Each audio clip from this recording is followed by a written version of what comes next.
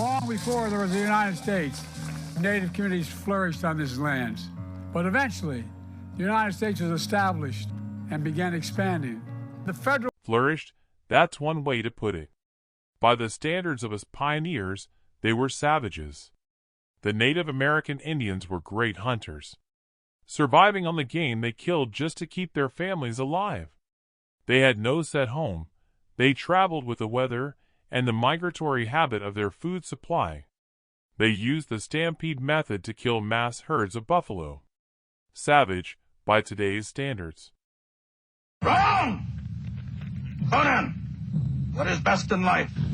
To crush your enemies, see them driven before you, and to hear the lamentation of their women. What happened to the American Indians was worse. They were invaded and conquered. After being conquered, they were herded onto lands where they could be controlled, enslaved, and re-educated. They thought this was more humane than the tactics used by conquerors throughout history. To have victory, one must annihilate his enemies. After we beat them into submission, we would kill all of the men, and boys down to a very young age. The young boys were sold as slaves, some for labor, some would be used as fighters just for our amusement. We killed all women, unless they were birthing age or younger, to which we made them concubines. The federal government mandated the removal of children from their families and tribes, launching what's called the Federal Indian Boarding School era, one of the most horrific chapters in American history, a chapter that most Americans don't know about. President Biden, you appointed Dr. Miguel Cardona Secretary of Education. So why haven't we been educated on the social experiment inflicted on these people? The reasons why these calculated tactics were implemented. Was the government simply following the science? Separate children from parental influence. Apply mental and physical pain to break their will, their soul.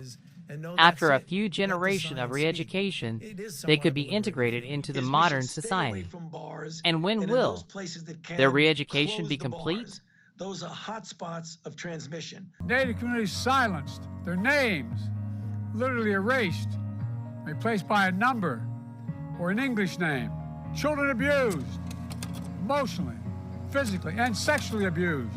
And for those who did return home, they were wounded in body and in spirit. Trauma and shame passed down through generations. To control future generations, you must erase their past. Erase their names, tear down their idols, so their story is lost. Then the victor rewrites history. You can now start the process of integrating them into the system, where they will be issued a number just like the rest of us slaves. Sorry. I mean taxpayers. The federal government has never formally apologized. I formally apologize as President of the United States of America for what we did. I formally apologize. You apologized because you're a weak leader. This is just a piece of insincere propaganda designed to pull on the heartstrings of your uneducated population. I will never apologize. I wasn't there and didn't have anything to do with it. The Indian Citizenship Act of 1924 granted citizenship to all Native Americans born in the United States. For 100 years they've had the exact same rights as my great-grandparents, grandparents, my parents, my kids, and my great-grandkids. We must know the good, the bad, the truth of who we are as a nation. We do not erase history. We make history. We learn from history. The good, the bad, who we are as a nation.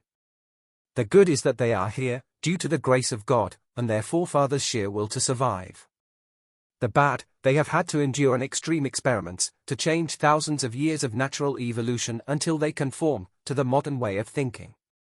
As a nation we do learn from history. Unfortunately, history isn't always exactly clear because it's always one-sided. This propaganda would have you believe Joe Biden is a sensitive, caring individual.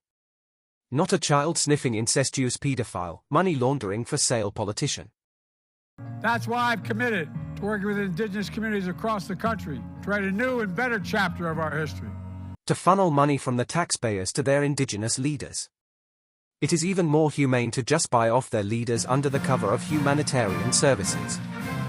This keeps their population dependent on government funding. When you're evil and want control, you do not want to teach the man to fish.